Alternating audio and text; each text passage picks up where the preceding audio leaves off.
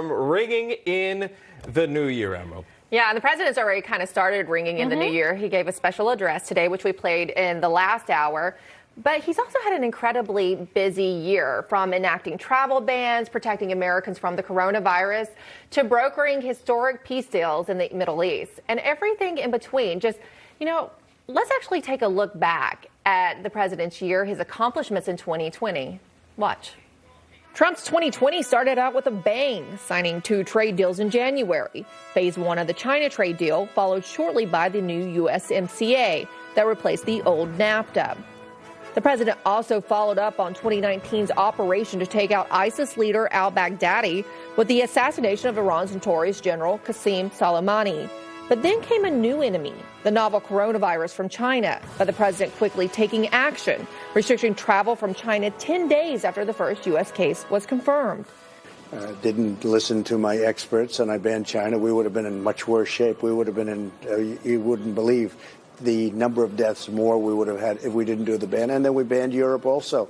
The Trump administration quickly mobilized the whole of government, enacting the Defense Production Act to domestically produce much-needed PPE and equipment. The president's 2020 also saw a new Supreme Court justice appointment, Amy Coney Barrett. But shortly after, the president himself contracted COVID-19, and after a short stint at Walter Reed, he emerged as energetic as ever, driving in a motorcade around the hospital, giving a thumbs up to supporters camped outside. The president also entertained rally-goers dancing to the YMCA in late 2020. But perhaps the biggest moment of 2020 came in the signing of the Abraham Accords, the collective agreements between Israel and a few Arab countries. The accords coming as the president continued to follow his plan to reduce the American presence in the Middle East. And when he attended the year's Army-Navy game, receiving the welcome befitting a commander-in-chief. Through Operation Warp Speed, we're doing it in less than 1 year. This is 5 times faster than the fastest prior vaccine development in history. 5 times faster. Say it again, 5 times faster.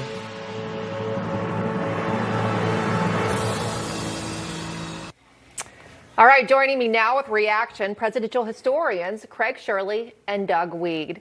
Hi, Craig. Hi, Doug. It's great to see you. Happy New Year. Thank you. Happy New Year. Great. Well, the president, this wasn't the year we thought he was going to have, right? In early 2020, it looked like the economy was going to be booming. This was going to carry him through the 2020 election. So in spite of his difficulties, Doug, what would you say about the way he enacted his policy in the face of these challenges? Well, he put America first, Emerald. This crash program to get a vaccine, he got the vaccine in 9 months. Some of the other television networks and all their experts were saying that it would take 2 years. They were calling him a liar. They were saying he's lying when he says he's going to do it in 9 months, but he did.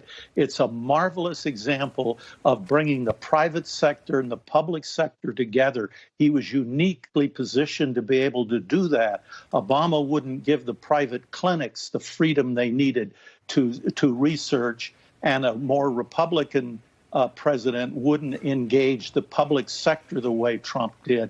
He put them together, and it was like America's crash program to develop the atomic bomb. Never seen anything like it since then. So it was a great moment for the American people. He put the American people first in this COVID crisis. Brings me to my next point. I want to get Doug Wead on this topic here as a historian, a presidential historian. We're embarking on the final minutes, the final moments of 2020, and we go through what you call a year-end review, Doug. If you're looking from the president's perspective, everything he's done, what will this president be remembered for in the year 2020? He's going to be one of the most impactful presidents in all of American history. I mean, the Abraham Accords just tower above everything. The fact that he didn't take us into a war for the first time in 40 years. We've had peace and prosperity, which is the gold standard. And what isn't reported, but it was important this year, is the 55 hostages that he brought home. Because the media hated him, they didn't give it much coverage. But I can tell you those families were thrilled. Some of those people had languished in prisons for all 8 years of Obama, Biden, and even into the George W. Bush administration, some of them. Their stories are riveting, heartbreaking, and exhilarating. And he used all kinds of economic and diplomatic pressures to get each one of them home. It's a great story. And it's going to be fascinating to look back years from now and see how this whole presidency is remembered, of course. But Craig Shirley and Doug Wead, we thank you for joining us. Happy New Year to both of you. Happy New Year. Good to see you guys. Happy New Year. If you want a litany of all the good things that Donald Trump did as president, get inside Trump's White House. It's the authorized version, the authorized account of the Trump White House. Great stories. You know, they text each other every day. So here's Melania and Ivanka and Jared and Laura. The great love story of Eric and Laura. You got to read that. And hide and go seek with the 9 grandchildren racing through the state floors and Barron supervising.